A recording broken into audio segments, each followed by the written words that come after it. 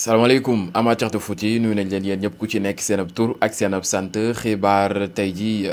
14 août boog 2025 ci wàllu tàggat yaram képp koo xam ne yaa ngi ñuy seetaan te fekk ne abonné go suñu chaîne YouTube Boukhataay yi bësal bouton s'abonner bi ngay liker di commenter di partager loolu ngeen ñu mën a soutenir bu baax a baax ci xibaar yi nga xam ne ñu ngi leen koy jox matin midi et soir. On va parler de FC Barcelone, on peut dire mauvaise nouvelle pour ñëw ci ñoom. waaye Real Madrid seen benn joueur bu ñu présenté ku osé ku Sadik koo xam ne nii sakk la man je l'aime je l'adore c'est un joueur boo xam ne daal osé na dinañ ñëw ci ay kàddu yu mu jot a génne te man gëm naa ni il va réussir foofee ci Real Madrid avec ce rythme moom bopp il sera inarrêtable nag nit da ngay am fit muy Mastantuono. Maroc nag moo dóor Zambie 3-1 ci Coupe d'Afrique locale bi mooy CHAN bi mooy équipe nationale locale yi ñuy boole mu ngi noonu après ba Sénégal nulé ci deuxième match am 4 points. Maroc aussi tamit dóor na kookee ñoon ko Zambie ñu ngi xaar la suite nu mu nar a demee ak naka Jadon Sancho a ouvert la porte à un transfert à l'AS Rome et la proposition vaut 23 millions d'euros mu ngi noonu il s'agirait d'un prêt avec obligation d'achat et des conditions faciles à activer pour rendre le transfert permanent. Chelsea nag jamono juñ toll nii daal maanaam Manchester United jamono juñ toll daal dossier bi ci moom la des. Rome daal pare na pour teg ci taal bi 23 millions d'euros pour jéem a këppatal kookee ñu naan ko Jadon Sancho moomee nag pare na aussi tamit pour dem foofee ci AS Rome. ñu ngi xaar mbiri na la nar a demee ak naka la lépp lu ci mën ci am di ngeen ko jot ci njekk ak teranga. waaye gars yi wax ci kan kookee ñu naan ko Baleba jamono ji ñu toll nii daal Brighton ba léegi ci 120 millions d'euros yu jugu ci la bëgg a confirmer insiste ci que ni daal moom la koy jaayee lu ko mooy du keneen daal du ko mën a jël. ci noonu nag Manchester United réfléchit actuellement à la manière de structurer une offre avec l'idée de proposer dans un premier temps 80 millions d'euros, le reste étant complété par des bonus. mu ngi noonu ñoom daal jàpp nañ dañuy jéem a dem def seen première offre 80 millions d'euros li des ñu jéem ko def ay bonus pàcc par pàcc. mu ngi noonee kookee ñu naan ko Eze nag a clairement fait savoir qu'il souhaite rejoindre Tottenham cet été. Un accord pour Savinho est toujours possible, mais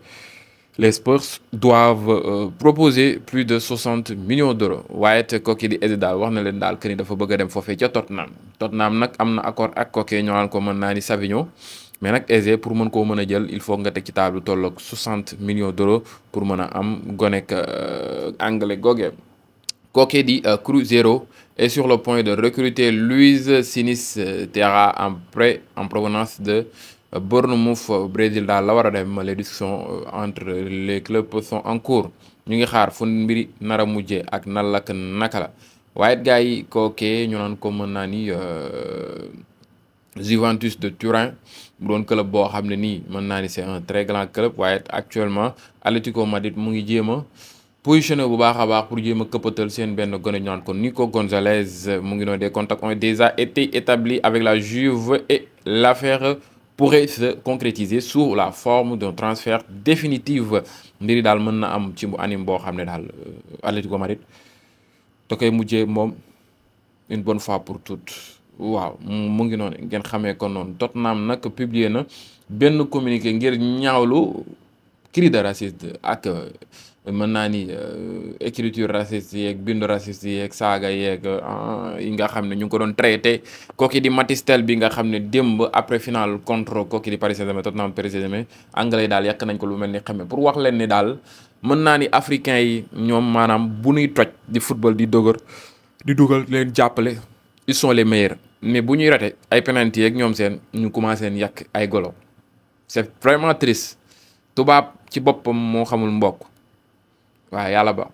ku ci yàbbu am sa ful la lekk sa xaalis ñibbi ci la te mbiru racisme bañ laa fréje buñ la saaga traité na la golo yow l'essentiel jëla seen xaalis nga ñibbi investir fii en Afrique. Tôt ou tard Afrique dina dominer monde bi. tôt ou tard les noirs vont dominer le monde. kon nag man jàpp naa ne jarul jooy jarul ñaawlu jarul dara. c'est ay at yéen a ngi ciy jéem a jublu mënoo leen koo faj jéem leen a xool nu ngeen di jëlee seen xaalis ñoom ñëw fi Afrique investir fi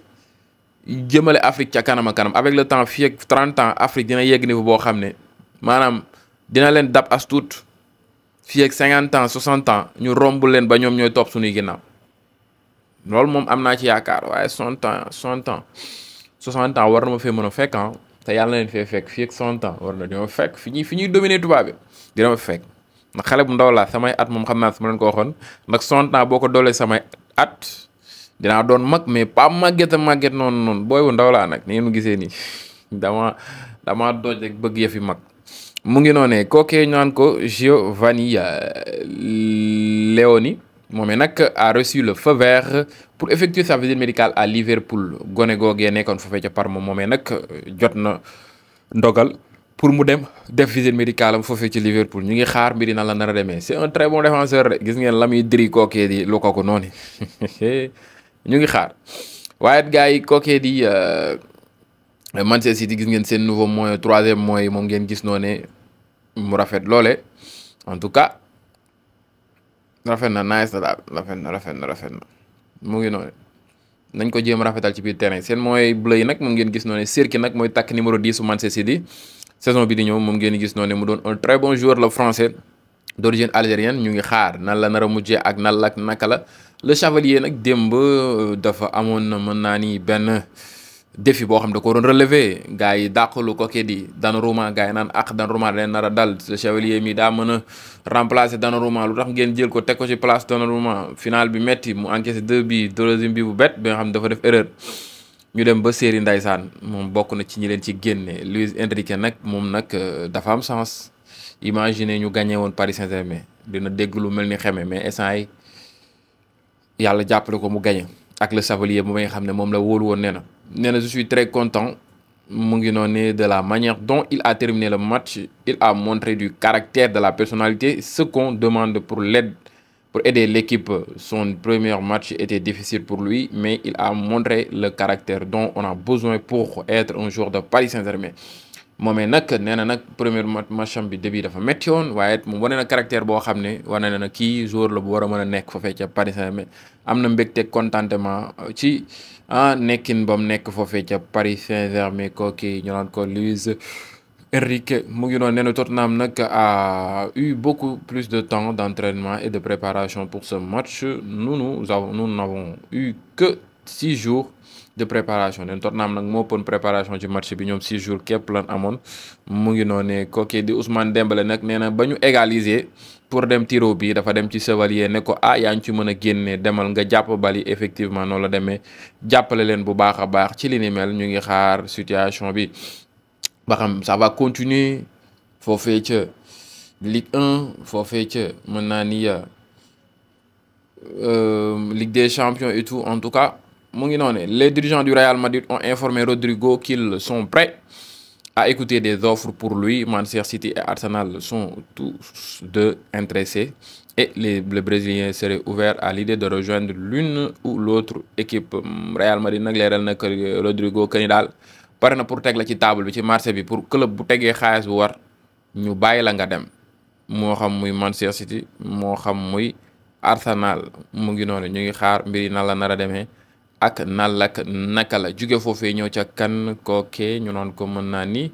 Mastantuano nag gaay man maanaam gone gi dafa ma neex gone gi dafa am ful la gone gi sakk la waaw gone gi noo ko ma neex la ñoo génn na ba ne ñu laaj ko ndeysaan kan mooy meilleur joueur bi ci monde mu ne leen man joueur Real Madrid laa bëgg fan Real laa dama yàgg nga yóbbee fu Real mais honnêtement su ma waxee dëgg rek je suis en Argentine mais Messi mooy meilleur joueur bi ci monde bi loolu moom amul demal maa ngi ñëw kooki di Mastantuano amu ci sikki sàkk nekku fa sax di tourner autour du pot wax na la muy wax et il a passé à autre chose Mastantuano moomee nag nee na je vous promets que je laisserai ma vie sur le terrain pour ce maillot. Avec moi, vous aurez un supporter du Real Madrid qui jouera pour vous sur le terrain. J'ai toujours rêvé de jouer pour le Real Madrid et aujourd'hui, ce rêve est devenu réalité. Kooku di Mastantuano nee na nag mu ngi leen di promettre que ni dina bàyyi bakkanam dundam ci biir terrain bi ngir Real Madrid neen dafa yàgg a rêvé football Real Madrid te it dina wane boppam rayante ba ngeen xam ne moom mi pare na pour football foofee ca Real Madrid. Mastantuano ba léegi mooy wax nee na daal dina doon supporter boo xam ne mooy doon supporter bi sol mooy Real Madrid dugg ci biir terrain bi ànd ak joueurs yi jàppale Real Madrid mu mën a gagné ay match am kii pare na de kii pare na kii pare na dafa yàgg rêve football Real Madrid Mastantuono nee na je suis argentin et pour moi le meilleur joueur du monde c'est Lionel Messi je n'ai pas grand chose de plus à dire rien daal pour moom Messi mooy meilleur joueur bi ci monde c'est vrai que ni argentin la waaye amul dara daal lu mu ci dolliwaat les parents de Franco Mastantuono étaient en larmes lors de sa présentation au Real Madrid ñoomee nag ndeysaan jooyu mbégte la doon jooy ba doom ji di def déclaration foofee ci Real Madrid Franco Mastantuono 18 ans portera le numéro 30 foofee ci Real Madrid il est reconnu comme étant plus talentueux que Lamine Yamal moom la Real merengue commencé. non mais nag gars yi teel na kii nag bu leen ko comparé gum ak Lamine Yamal de kii nag Brésil googee rek la tojagum waaw maanaam Brésil sax Argentine rek la tojagum ñëwagul Europe xamaguñ réalité européen yi c'est vrai que ni fan naa ko il est talentueux mooy loolu osé na mais bu leen ko comparé gum ak Lamine Yamal defagu fi dara qu'on se dise la vérité les merengue yam leen yéen daal sikk ngeen ku ñëw ngeen bëgg ko comparé ak Lamine Yamal fii ngeen njëkk indi duwe Barcola ak kii dootul Arda Güler sax comprendre ngeen ko ki Lamine Yamal sikk Lamine Yamal yëpp naa ko trop mais du moroomu ñooñu ñëpp pour le moment de waaw baax na nag falaa yem ak yéen mu ngi noone Barça nag actuellement dafa am ay difficultés yu métti pour enregistrer kooku di Marcus Rashford ne devrait pas être inscrit avant le premier match du FC Barcelone et manquera probablement la rencontre contre Mallorca Marca nag moo gën di leeral que ni Marcus Rashford am na 1000 chances pour bañ a football match Barça Mallorca comme nag mënaguñ ko inscrire ba léegi pour le moment amaguñ espace situation bi xaw na compliqué ñu ngi xaar mbir yi nan la nar a demee ak nan la ak naka la en tout cas